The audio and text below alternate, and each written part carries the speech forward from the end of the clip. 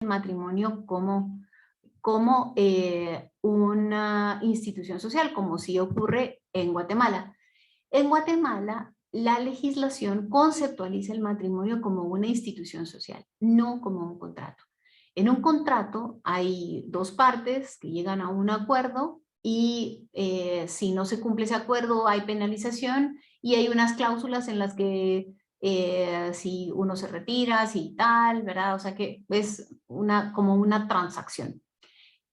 No sé, en los países que están conectados que no son de Guatemala, pero es una ventaja comprender el matrimonio como lo que es una institución social, ¿verdad? Que es una institución que sostiene a la institución social de la familia y las familias sostienen y hacen a la sociedad. Entonces, cuando nosotros hablamos de una sociedad que está en crisis, de lo que estamos hablando es que la persona está en crisis, que el matrimonio está en crisis, la familia está en crisis, porque las sociedades no están en crisis solitas, ¿verdad? Sino con sus miembros.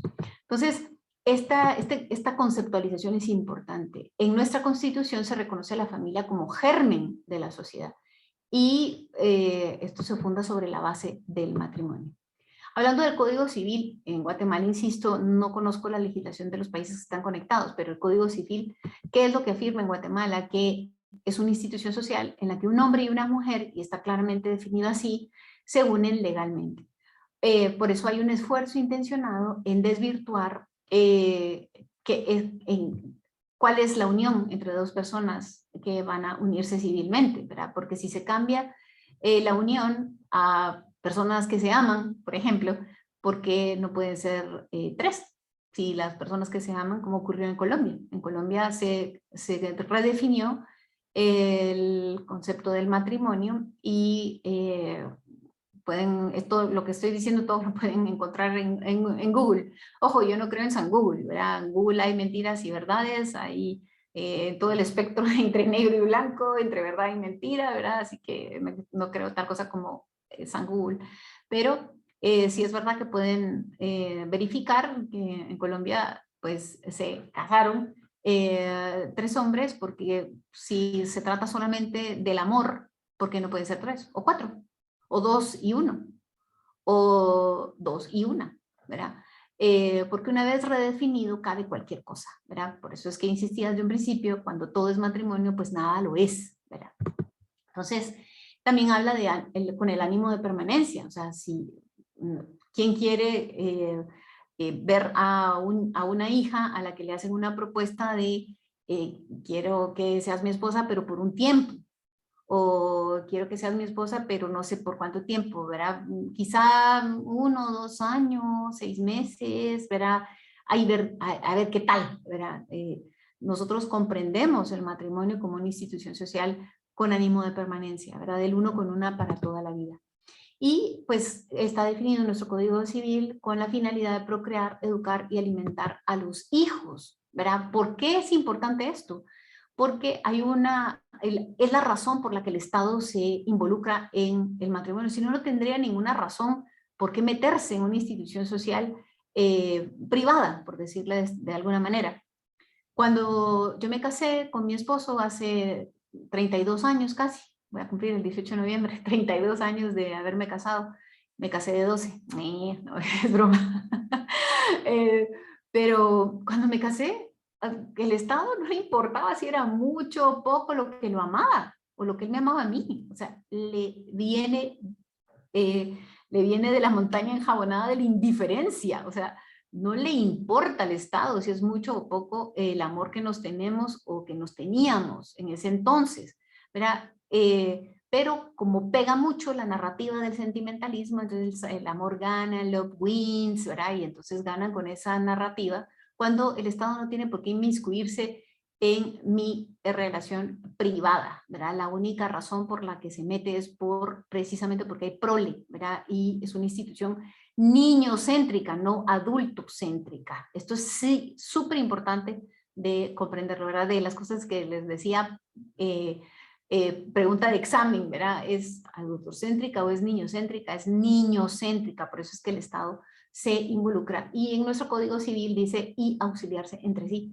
A mí me gusta citar como una de las más maravillosas definiciones que he conocido sobre el amor, que es una que dijo el filósofo y gran santo San Juan Pablo II, que dijo: el amor es la búsqueda incesante del bien del otro. Bueno, pues está plasmado en nuestro Código Civil, porque dice auxiliarse entre sí, ¿verdad? Y no está plasmado en nuestro Código Civil por religioso, para nada. Está plasmado en nuestro Código Civil porque es lógico que uno no se une civilmente a una persona para su propio bien, porque si no sería una institución social basada en el egoísmo.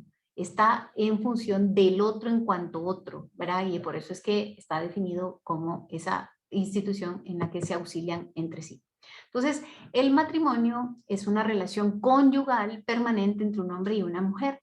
Y es súper importante siempre hablar de que son los esposos el cemento de la familia. Los hijos no son el cemento de la familia.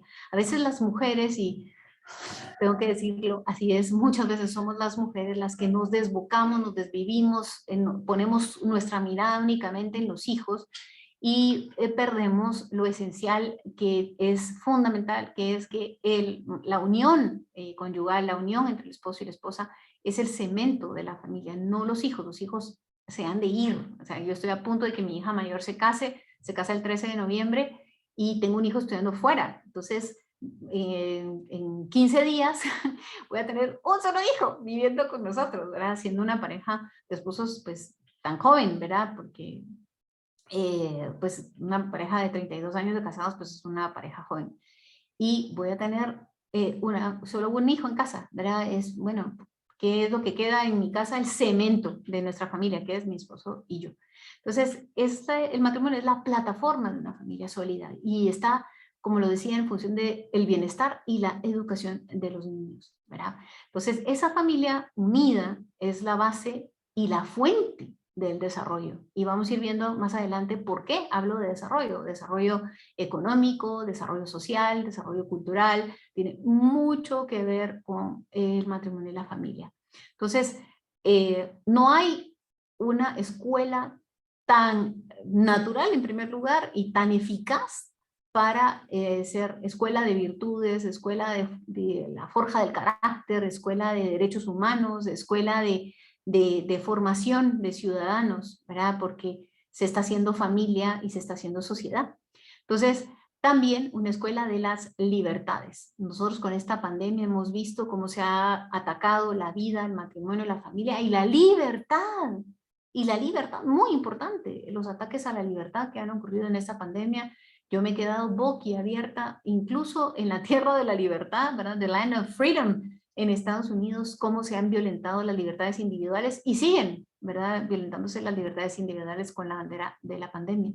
Entonces, todo esto, pues no son ideas bonitas, o sea, además rápidas, porque lo estoy diciendo rápido, pues son muchos temas los que tengo que cubrir, sino pues, son facts, ¿verdad? Son hechos reales y hay muchos estudios, ¿verdad? Sociales y científicos que avalan todo lo que les estoy diciendo. Entonces, en resumen, pues el matrimonio y la familia cumple funciones sociales estratégicas, insustituibles. Ninguna institución social hace lo que hace la familia, ¿verdad?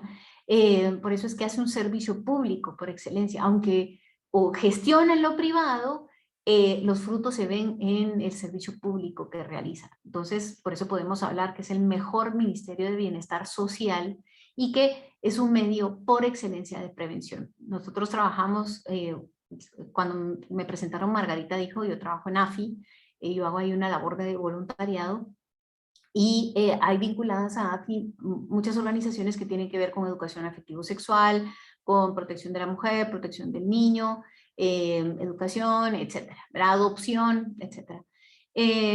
Pero en una de esas organizaciones, un día hablando con la cabeza de esas organizaciones que estaba haciendo una gran labor con adolescentes en conflicto, me dijo: Carly, no sabes lo peculiar que es, o sea, lo interesante que es estudiar a esta población que atendemos, porque la inmensa mayoría de adolescentes en conflicto con la sociedad vienen de estructuras familiares en las que ha hecho falta un papá.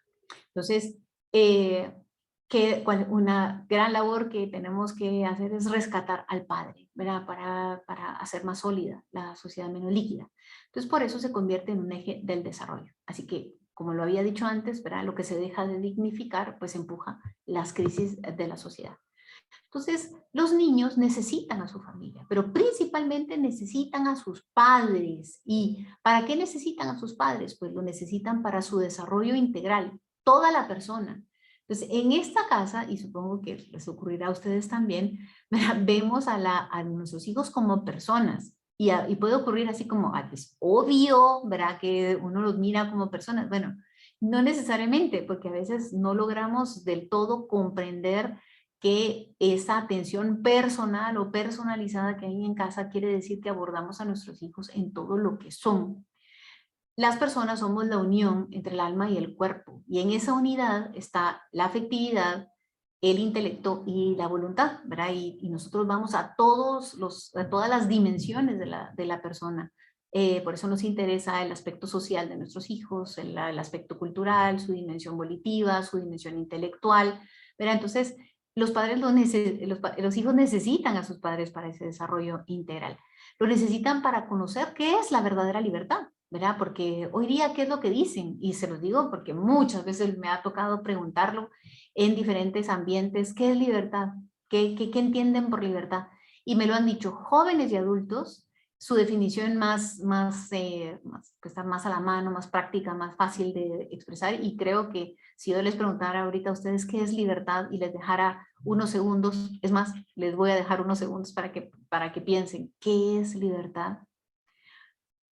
Pues muchos quizá logren llegar a pensar que libertad es hacer lo que quieras, elegir lo que quieres, ¿verdad? Que entonces cuando no puedes ejercer tu libertad es cuando no puedes elegir lo que te da la gana.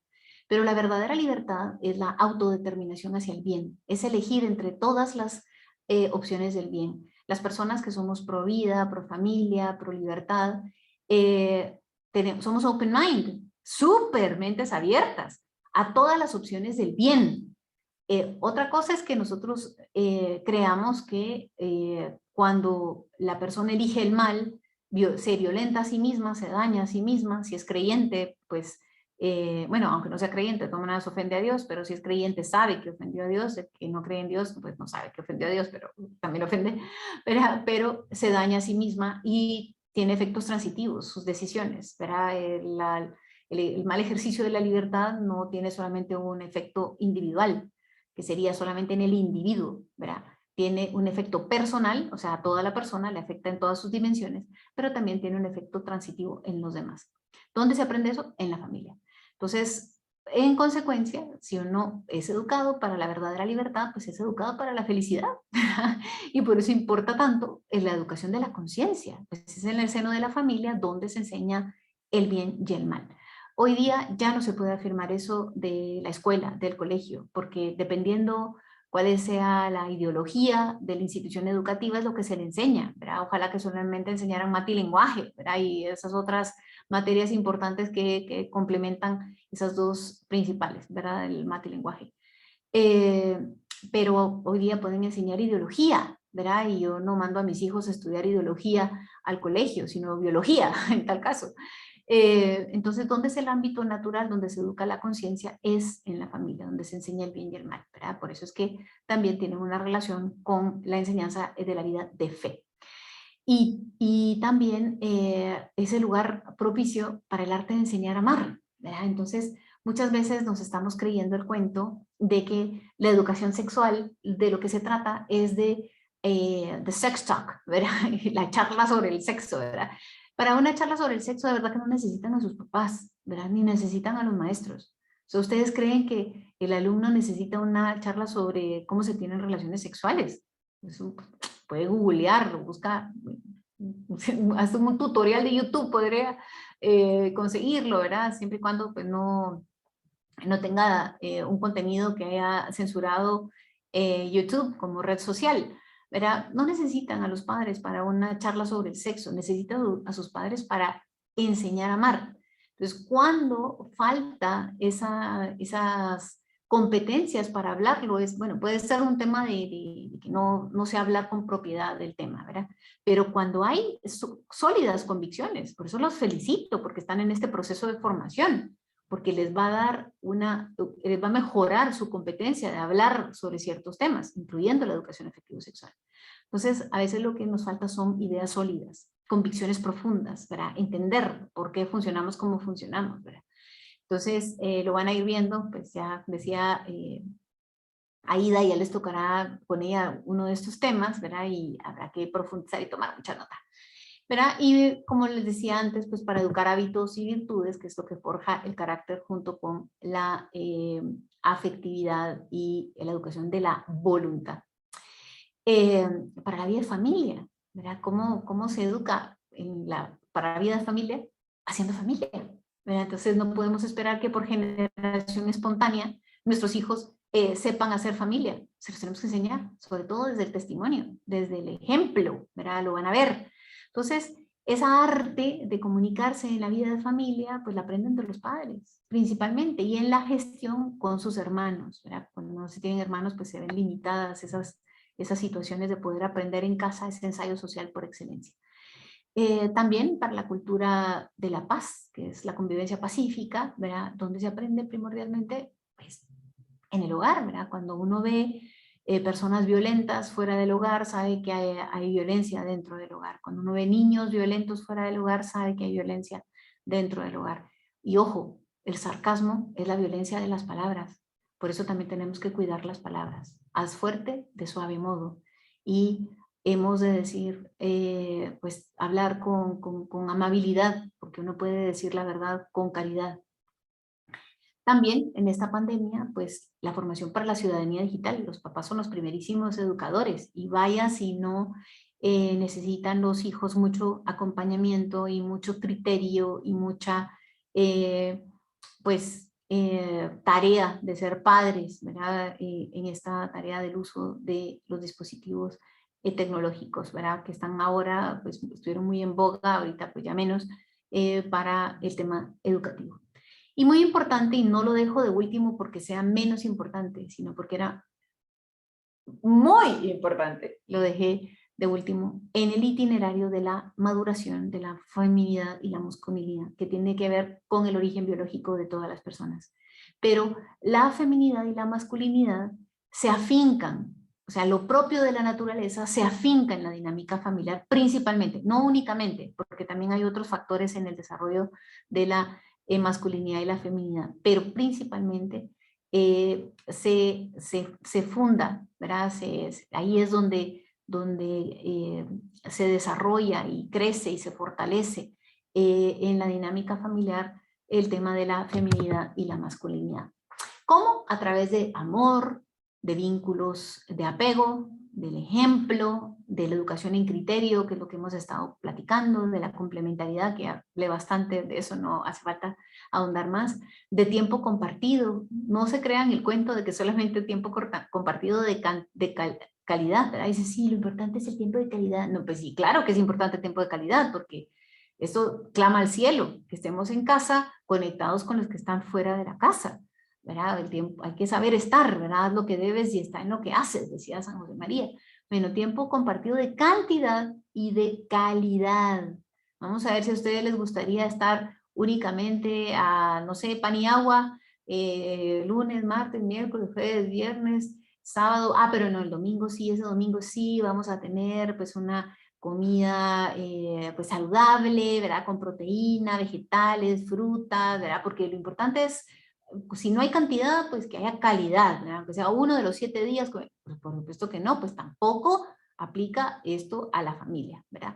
También a través del juego, que tiene mucha relación con el tiempo compartido, ¿verdad? En la convivencia. Se aprende mucho, por cierto, del juego. De la autoridad, que es uno de los gravísimos problemas de la sociedad hoy día, que hemos perdido autoridad a los padres. Hoy día, pues los hijos son los tiranos del hogar. Ellos básicamente en muchos hogares son los que deciden todo, ¿verdad? Y hace falta que hagan pucheros o un berrinchito y estamos ahí plegados a sus deseos, ¿verdad? Y padres helicóptero que están sobrevolando todo el tiempo a los niños, ¿verdad? ¿Cuánto mal les hace esto? Porque se va debilitando el niño, el niño no se fortalece porque los padres sean complacientes, se debilita, ¿verdad? No hay tal cosa como carácter fuerte cuando se mata la puerta. Cuando se mata la puerta, cuando golpea, cuando grita, cuando hace berrinches, lo que muestra no es un carácter fuerte, sino lo contrario, un carácter débil, y tiene mucha relación con los padres de familia. Pues la forja del carácter también se hace, como había dicho, pues con la afectividad, la voluntad y las virtudes. Entonces, quisiera dar pues este ejemplo de, hay muchos estudios de Fernando Pliego, ustedes los pueden buscar en internet, estudios de familia, Fernando Pliego, que es un chileno que ha hecho cientos de estudios a nivel mundial. Les traje algunas diapositivas porque hay de diferentes años y de diferentes países, pero quería mostrarles porque es consistente los resultados entre distintos países. Las diferencias proporcionales del abuso sexual contra niños en Estados Unidos es de 1 a 20. Por cada padre de familia biológico casado, hay 20 abusadores sexuales que son convivientes de la madre, ¿verdad? O sea que hay una relación de 20 a 1, ¿verdad? Claro, como dicen, sí que el abuso sexual se da dentro del seno de la familia. ¿Por qué? Porque hay un esfuerzo intencionado en debilitar la figura, la institución social de la familia, la institución social del matrimonio, debilitar a los padres, sobre todo al padre, pero no dicen que la relación es de 20 a 1, ¿verdad? Por eso es que hay mucha más vulnerabilidad, y voy a dar esos datos más adelante, en familias con esa estructura familiar como en la que yo crecí. Doy otro estudio que es también del 2006 de México. La posibilidad de abuso físico y sexual contra mujeres adolescentes es de 1 a 4, de vivir con mamá y papá a vivir con mamá y el conviviente, ¿verdad? Esa es pues la relación de la posibilidad de abuso físico y sexual. Noruega, ¿verdad? Familias intactas en actos delincuenciales, hijos de familias intactas, casi se triplica con las familias no intactas, que son las estructuras familiares diferentes, ¿verdad? Entonces, ¿qué podemos concluir con todo esto? Que distintas estructuras familiares contribuyen de manera diferente a la promoción de los derechos humanos, al desarrollo, que lo decía, desarrollo económico, desarrollo social, desarrollo cultural, y por supuesto que contribuyen de manera distinta las estructuras familiares diferentes a la justicia y a la paz, ¿verdad? Como lo había pues comentado con estos adolescentes en conflicto. Las familias con parejas casadas e hijos biológicos comunes contribuyen de mejor manera al bienestar de adultos y de niños, y disminuyen de manera más importante el riesgo de problemas sociales, ¿verdad? Por eso podemos afirmar, y lo tengo en una diapositiva posterior, pero aprovecho para decirlo, que podemos afirmar sin lugar a dudas que en una familia donde la estructura fundacional es un matrimonio, hay menos pobreza, menos violencia intrafamiliar, menos abuso sexual y menos deserción escolar. Entonces uno quiere promover el desarrollo educativo, el desarrollo económico, el desarrollo familiar, cultural, social, pues tiene que fortalecer a la familia, o sea, tiene que promover a la familia, tiene que ayudar a que la comprensión del matrimonio y la familia sea más fuerte, menos líquido, ¿verdad? Y ahora vemos muchos jóvenes, cuando nosotros decimos, ay, sí, que ahora hay muchos jóvenes que no quieren casarse, bueno, porque tienen una comprensión líquida de lo que es el matrimonio y la familia. Cuando hay una comprensión sólida, uno no puede pensar en otra estructura familiar que no sea fundar su familia en el matrimonio, ¿verdad? Muy bien, pues este bienestar que hay no solamente para el propio matrimonio, sino para los hijos y para la familia, y por tanto para la sociedad. ¿Por qué? Porque el matrimonio como base de la familia está asociado al rendimiento académico de los niños, ¿verdad? Como decía, disminuye la deserción escolar y el riesgo de fracaso. O sea, hay una correlación entre el fracaso escolar y las distintas estructuras familiares al matrimonio. También tiene mucho que ver, por eso podemos decir que el matrimonio es pro mujer, porque en la estructura familiar en la que la mujer crece, y se los hablo desde la experiencia personal, ¿verdad? Yo desde la adolescencia ya no tuve a mi padre viviendo en casa, y mi comprensión del matrimonio y la familia era diferente porque yo tenía un tema experiencial, ¿verdad? Yo lo tuve desde la experiencia y pensaba negativamente acerca de esto. Entonces, esa visión que tiene una mujer acerca de su futura familia o del matrimonio tiene mucho que ver con su propia experiencia. Por eso es que la calidad de su propio matrimonio tiene una relación. Ya cuando Aida pues estaba explicando, dando la bienvenida y contando que todavía se pueden sumar, etcétera, bueno, inviten a más personas, porque cuanto más personas seamos en esta formación, pues mucho más sólida va a ser la sociedad, porque voy metiendo buen criterio y buen ejemplo. Entonces, uno va cambiando sus ideas, ¿verdad? Yo me casé con una visión acerca del matrimonio y la familia, pero fui formándome gracias a que tuve ese encuentro como ustedes con la formación, fui formándome, todavía me falta muchísima formación, pero lo que llevo hoy día ha cambiado la comprensión que tenía de mi propia familia. También es pro mujer porque reduce el abuso infantil. No solamente la mujer es abusada sexualmente, también el varón, que es el invisible, ¿verdad? Han invisibilizado a las víctimas masculinas del abuso sexual, ¿verdad? ¿Por qué? Porque la agenda antivida lo que quiere no es ayudar a la víctima, sino pasar una legislación abortista, ¿verdad? Por eso es que no les interesa en su agenda visibilizar al abusado masculino, sino solo la abusada, ¿verdad? Porque la abusada es la que eventualmente puede quedar embarazada y por eso es que les interesa visibilizarla, porque con eso pasa la agenda abortista.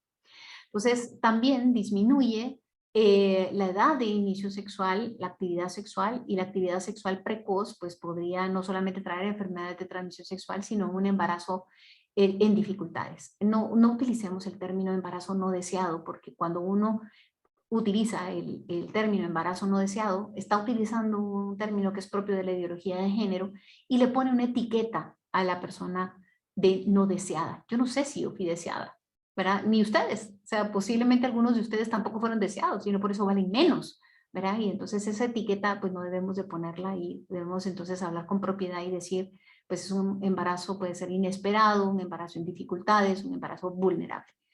Y también, pues, aumenta el bienestar económico de nosotros. Esto es muy lógico de pensar, ¿verdad? Cuando mis papás estaban juntos, los ingresos de ambos, porque mi mamá también trabajaba fuera de casa, no solamente trabajaba dentro de casa, y no lo digo solamente en sentido peyorativo, sino ella trabajaba tanto fuera como dentro de casa. Dejaron de entrar los ingresos de ambos a nuestro hogar. Se fue el de mi padre, y eventualmente, gracias a la gestión que mi mamá hizo a través de abogados y juzgados de familia, consiguió que una parte de esos ingresos entrara a mi hogar. Entonces siempre, solamente con eso, pues les puedo dar una muestra de cómo afectó el nivel de vida que nosotros llevábamos, ¿verdad? Entonces, por eso es que el matrimonio ayuda a combatir la pobreza infantil. Entonces, un matrimonio entre un hombre y una mujer es beneficioso para la sociedad porque es un determinante positivo para la economía, porque brinda beneficios económicos tanto para los cónyuges como para los hijos, ¿verdad? Por lo mismo que les he comentado, y por eso quise contarles una experiencia personal, no porque, ay, me encanta dar ejemplos personales, bueno, pido disculpas si doy ejemplos personales, pero sirven mucho porque algunas veces creen, sobre todo cuando hablo de temas de matrimonio y familia, que los hablo no sé, desde el Olimpo, porque ahí yo, ¿verdad? Tengo mi matrimonio perfecto de 32 años, mis hijos, perfecto. No, es que en mi casa no somos perfectos, ninguno. Todos somos perfectibles. Y tengo desafíos conmigo misma y desafíos con mis hijos y desafíos con mis pueblos. Somos perfectibles, no somos perfectos, ¿verdad? Y ya les digo, vengo de una estructura familiar diferente a la que yo tengo pues con mis hijos, ¿verdad? Y entonces sí puedo hablar desde la experiencia de lo que impacta económicamente, culturalmente, afectivamente, etcétera. Entonces, esas ventajas económicas son más que las sumas de los sueldos de la esposa y del esposo. Entonces, por eso, pues, debemos de tener mucha claridad que no da lo mismo redefinir el matrimonio. El matrimonio desde su origen etimológico, ¿verdad? Que nosotros podemos hablar que matrimonio viene de la palabra en latín, ¿verdad? La base de la palabra es mater, ¿verdad? Que hay una matriz, una posibilidad de que haya hijos, ¿verdad? Porque hay una matriz. Entonces, por definición no se podría llamar matrimonio. No hablemos nunca, nunca de matrimonio tradicional o matrimonio natural, porque el ponerle el adjetivo o a familia tradicional o familia natural, al ponerle el adjetivo, lo que hacemos es admitir que hay otro tipo de matrimonio u otro tipo de familia, ¿verdad? Entonces insisto que esto no debemos de caer en esa trampa porque no hay tal cosa como familia natural, solamente hay una familia que es la fundada por el matrimonio y no hay tal cosa como matrimonio natural porque matrimonio solamente puede haber entre un hombre y una mujer. Entonces quisiera y espero que se escuche el video que voy a ponerles porque nos da un panorama de lo que debería, si debería o no limitarse el matrimonio a un hombre y a una mujer. ¿Qué piensan ustedes? ¿Debería el matrimonio estar limitado a un hombre y a una mujer? ¿Debería el matrimonio estar limitado a un hombre y una mujer? ¿Por qué los gobiernos promocionan el matrimonio entre un hombre y una mujer? No es porque dos personas se amen mutuamente. Es por la perpetuación y estabilización de la sociedad. Esta interpretación del matrimonio tiene sus raíces en razones biológicas de la naturaleza, pero ¿realmente tenemos una razón de peso para mantener una definición tan estrecha? ¿O ha llegado el momento para que el gobierno revise y expanda nuestra comprensión del matrimonio para que incluya el matrimonio del mismo sexo?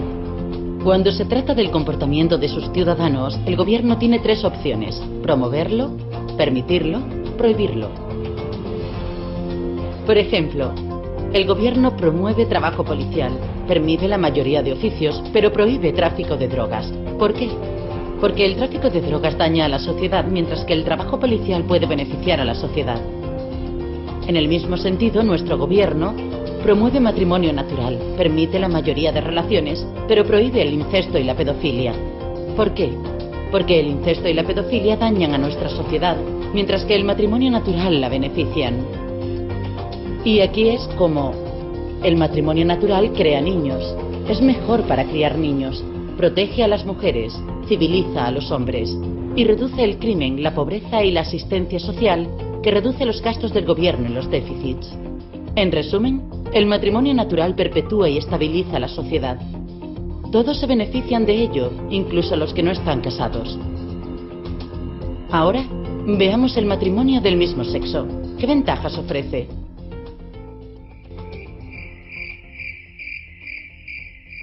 El matrimonio del mismo sexo no ofrece ningún beneficio para la sociedad en su conjunto, de hecho nos daña. Promover el matrimonio del mismo sexo cambia el propósito de la institución civil del matrimonio. El matrimonio natural se centra en traernos a la siguiente generación, criando niños para que se conviertan en buenos ciudadanos. El matrimonio del mismo sexo simplemente valida parejas sexuales. Sabemos estadísticamente que el matrimonio natural crea la mejor familia posible para el hijo. Si alteramos el principal propósito del matrimonio, los perdedores serán los niños. ¿Acaso no todos los niños merecen una mamá y un papá? ¿Y qué hay acerca de los matrimonios naturales que no crean niños? Son la excepción, no la regla. Las únicas relaciones que sí crean hijos son entre hombre y mujer. Donde el matrimonio del mismo sexo es promocionado, las escuelas someten a sus hijos a planes de estudio homosexuales obligatorios.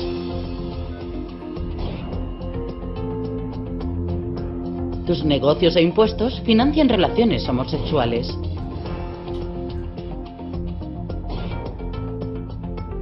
Su libertad de expresión está amordazada.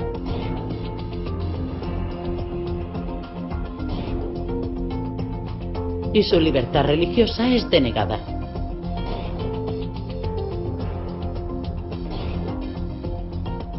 El gobierno no tiene ningún interés apremiante para legalmente promocionar el matrimonio del mismo sexo, ninguno.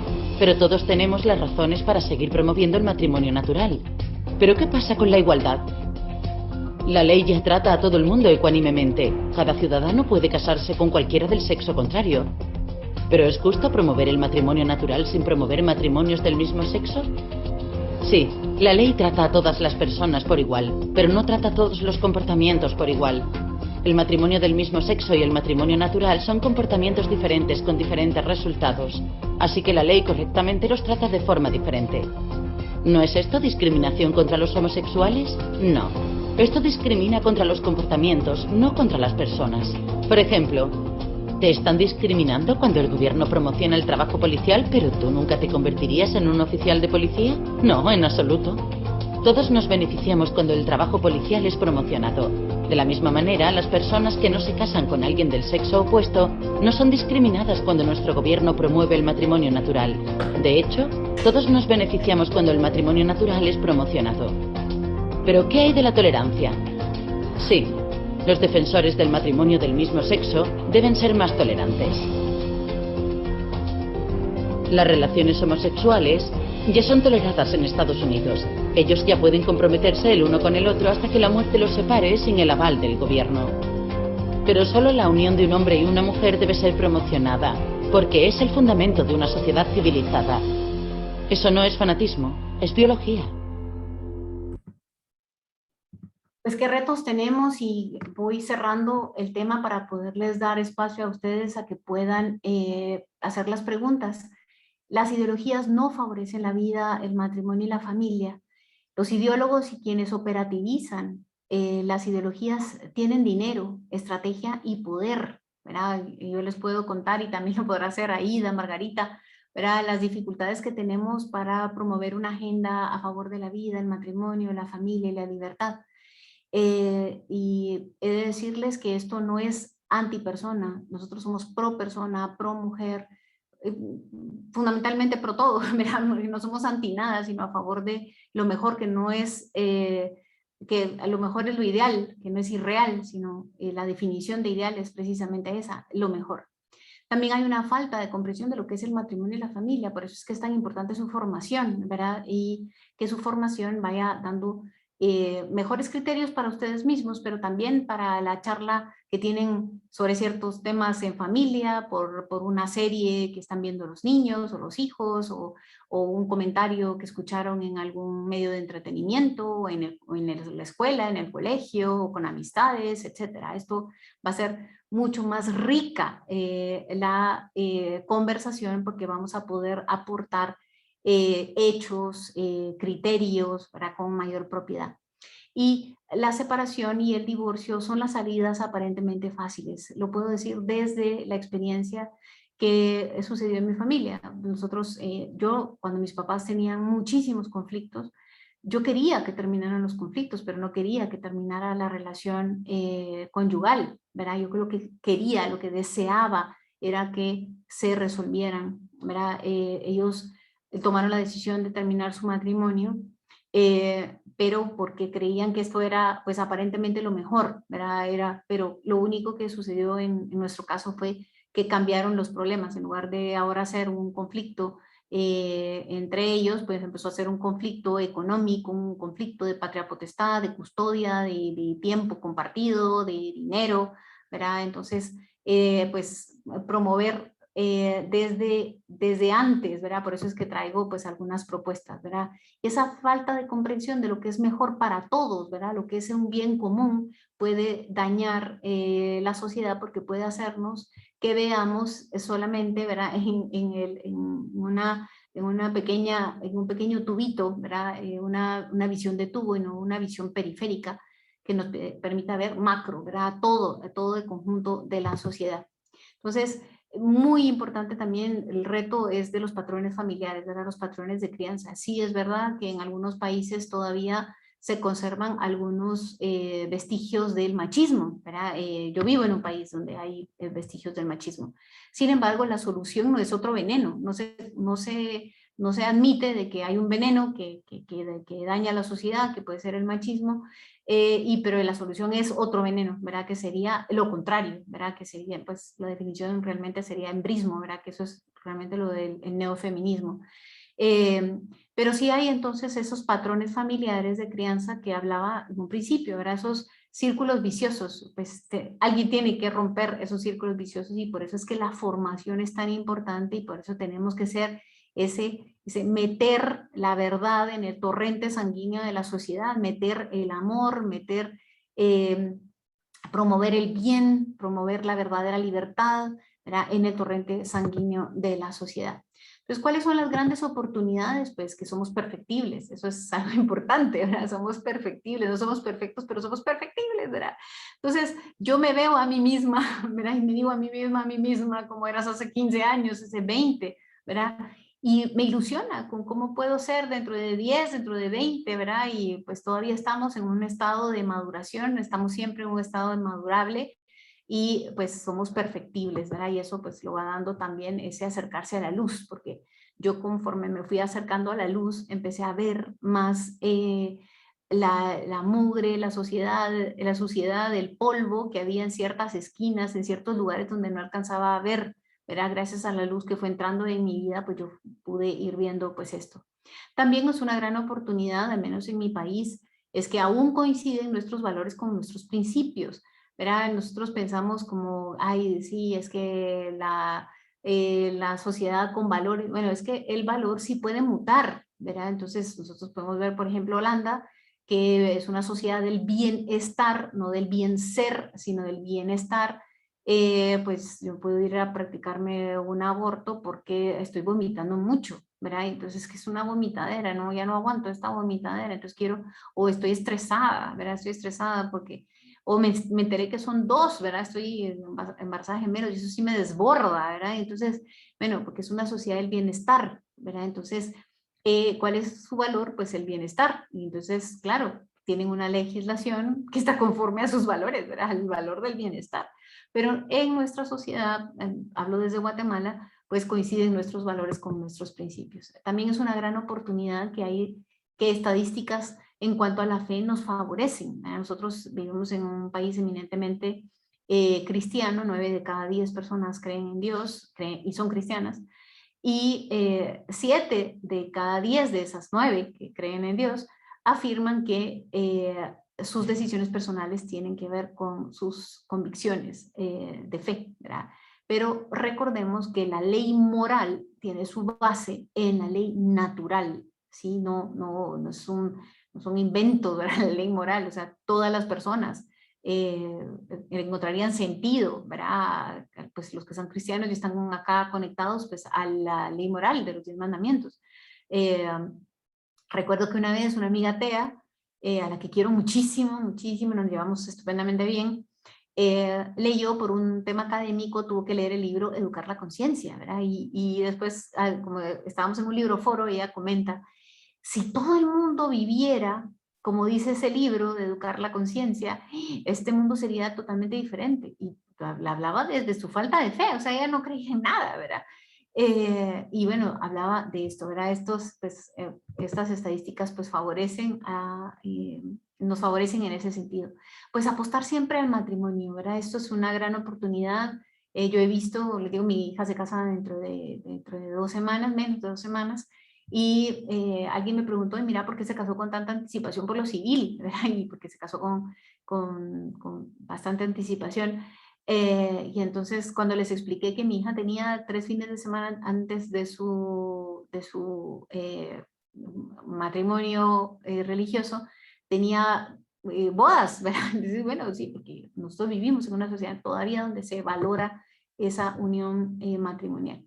Pues que podemos ser agentes de cambio, ¿verdad? E ir, más que ir contracorriente, pues en un principio posiblemente nos va a tocar ir contracorriente, por eso es que es importante sumar a más a esta iniciativa de formación, porque así nos permite favorecer hacer corriente, ¿verdad? Entonces, pues, ¿qué debemos hacer? Pues, a familia, sé lo que eres, ¿verdad? El amor es el núcleo donde emana el tejido familiar y social, y la fibra moral de la sociedad se teje en la familia, ¿verdad? Y entonces hay que acudir, las personas que tenemos fe, pues acudir a las fuentes de gracia, ¿verdad? Acudir a la gracia divina y tener el firme convencimiento de que la cultura de la vida se vive en casa, ¿verdad? Entonces, cuando nosotros no vivimos en una cultura de la vida, pues obvio que a nuestros hijos pues no les va a permear esa cultura de la vida.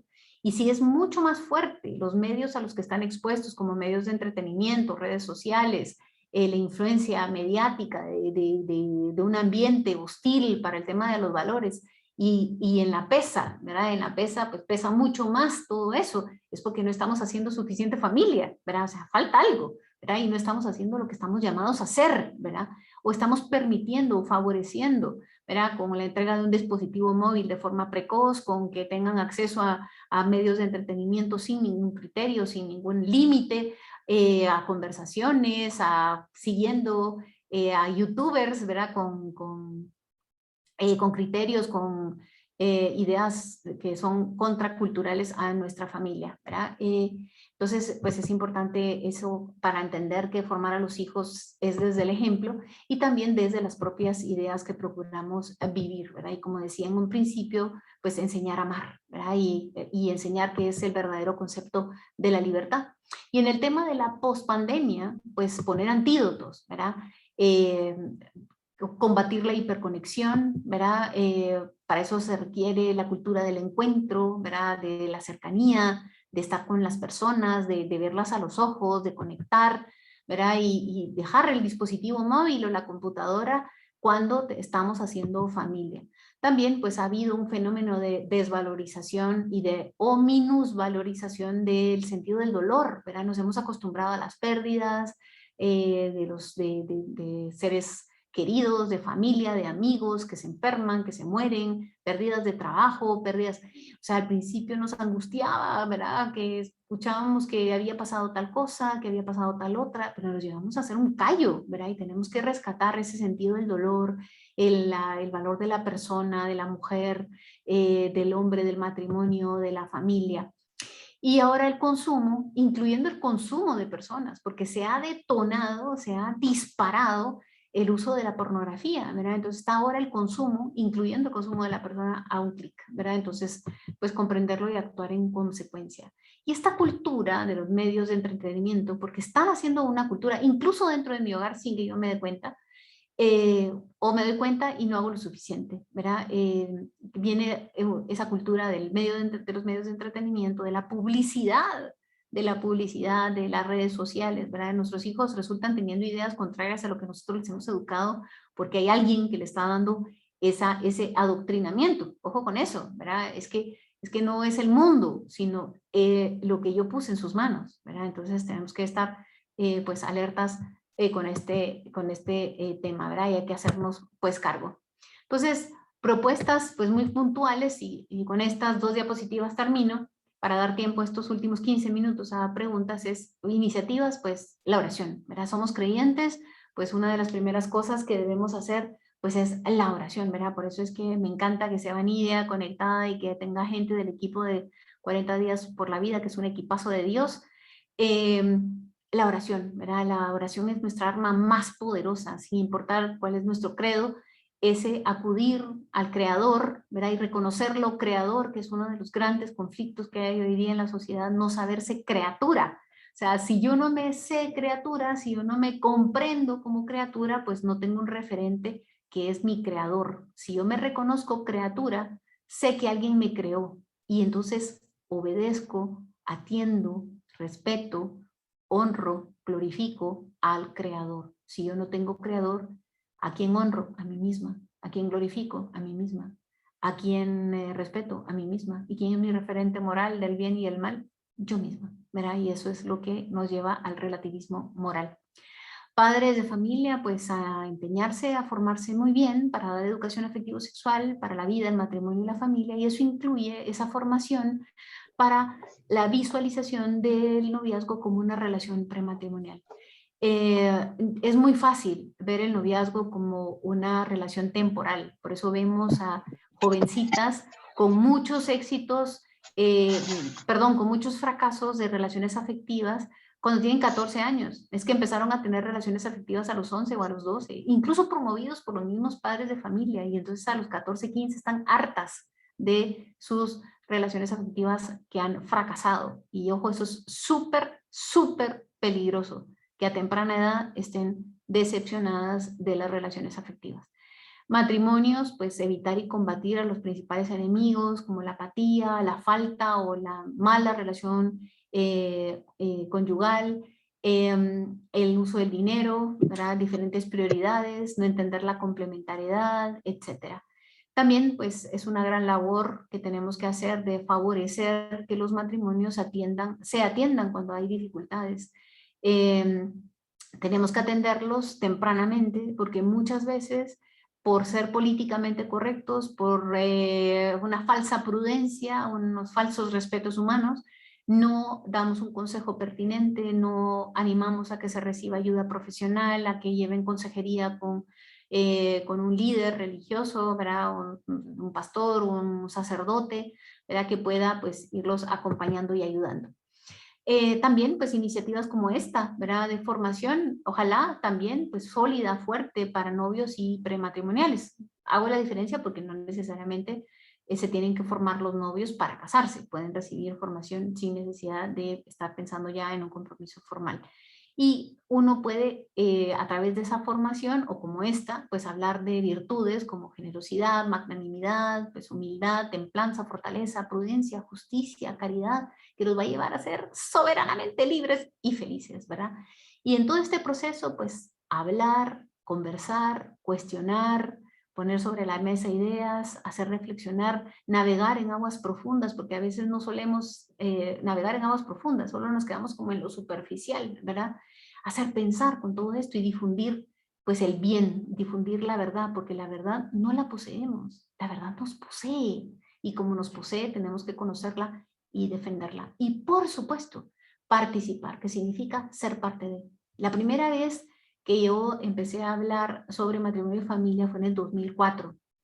En el 2007 fue la primera vez que por mi trabajo de dar charlas, conferencias, formación sobre matrimonio y familia, fue la primera vez que me topé con la realidad cruel, discriminatoria absolutamente contra el más indefenso de los inocentes, que es el no nacido, fue en el 2007. Antes yo tenía la idea, pues yo era pro vida, tenía esa convicción, pero no tenía argumentos, no sabía en realidad qué era, no sabía lo cruel que era, no sabía la agenda abortista, no sabía quién lo financiaba. Eso fue en el 2007. Y desde entonces para acá, pues ha sido un constante conocer y crecer, conocer y participar, conocer y dar un paso al frente. Entonces hace falta pues participar, y esa participación puede ser de distintas maneras. Al final lo que nos toca es ahogar el mal en abundancia de vida, en abundancia de matrimonio, en abundancia de familia y en abundancia de libertad. ¿Verdad? ¿Por qué? Porque eso supone un bien para la persona, para el matrimonio, para la familia, para la sociedad entera, para la humanidad. Ahogar el mal en abundancia de bien. Pues muy bien, eso es lo que yo tenía para ustedes. No sé si tienen alguna pregunta porque no veo nada en el chat. Está vacío el chat, entonces no sé si es porque se ha entendido todo o porque no se entendió nada. Pues no sé, Margarita, si tú has recibido alguna pregunta, si quieres hacérmela, o si hay alguien que quiera animarse. No, no tanto es pregunta, tenemos un comentario de René García. Dice: aquí en México, particularmente en Baja California, siempre se ha defendido el matrimonio natural, a lo que se le ha adherido el adjetivo de mal llamado matrimonios igualitarios, homosexuales. A pesar de la exigencia de gran número de integrantes de la sociedad, el Congreso estado cargado de militantes de izquierda aprobaron recientemente la modificación del artículo sobre la familia. Ahora los matrimonios del mismo sexo son legales. Sí, bueno, lamentablemente. Ana, te podría agradecer si puedes cerrar tu micrófono. Ana Martínez, gracias. Perdón. Sabes que se escucha tu audio al final. Si quieres hacer una pregunta, bienvenidísima. Sí, efectivamente, eso ha ocurrido en países tan de arraigo religioso como México. México es el segundo país más católico del mundo, ¿verdad? Y te sacude, ¿verdad? Esto que está pasando. Resulta que poquitas personas deciden, incluso no electas popularmente, deciden el futuro de millones de seres humanos, ¿verdad? Y no solamente en el ámbito de la defensa de la vida, porque legislaciones antivida de violencia intrauterina terminan ahogando la vida de seres humanos indefensos, ¿verdad? En el vientre materno, y dañando a la mujer, muchísimas veces dañando a la mujer. Vaya si no lo sabemos los Provida, que las atendemos, las acompañamos cuando están dañadas por el aborto. pero también en el ámbito de familia, de matrimonio y familia, y de libertad en consecuencia, porque cuando se pasa, solamente con que se pase una ley de identidad de género, ya se empieza a violentar las libertades individuales, ¿verdad? Porque una legislación donde la ideología impera al orden natural, pues se empieza a violentar la libertad de conciencia, la libertad comercial, la libertad de expresión, la libertad de culto, etc. Y eso que nos narra, pues precisamente es lo que ha ocurrido en muchos otros países. Un puñado de personas que, aunque no sea eh, lo que desea la mayoría, por la posición estratégica que tienen política, o porque sucede mucho con jueces, ¿verdad? Es cuando no entra en Guatemala nosotros lo hacemos a través del organismo legislativo, pues entra por otro tipo de instancias, entra como política pública, etc. Entonces, ¿qué les puedo decir? Que ustedes todavía pueden trabajar en México por revertir. Yo sé que tienen muchísimos años, yo creo que desde el 2008, creo que tienen ley, por lo menos en la Ciudad de México, una legislación antivida. Sin embargo, no dejen de trabajar a favor de la vida. Ustedes pueden ver el ejemplo de Estados Unidos, en la legislatura anterior, en el periodo presidencial anterior, cuántas restricciones al aborto a la carta se lograron, ¿verdad? Y fueron, hoy día pueden ver en Texas, tienen una ley en la que con el sonido del corazón, que eso a veces puede ser sensible, hay ciertos aparatos que pueden detectarlo a las 2 semanas, que más o menos a esa edad ya empieza a latir el corazón, 3 semanas, 4 semanas. Entonces, a partir de ese momento ya no es posible realizar una violencia intrauterina, ¿verdad? Entonces, pues hay esperanza, ¿verdad? Así que no desfallezcan. Lo que sí es que es muy importante alzar la voz y muy importante participar. Uno no es pro vida solo en su trinchera. Uno tiene que salir de su trinchera y dar la batalla. Entonces, no sé si tienes alguna otra pregunta, Margarita. O Ana, no sé si tú querías preguntar y por eso habías abierto tu micrófono. Voy a dejar de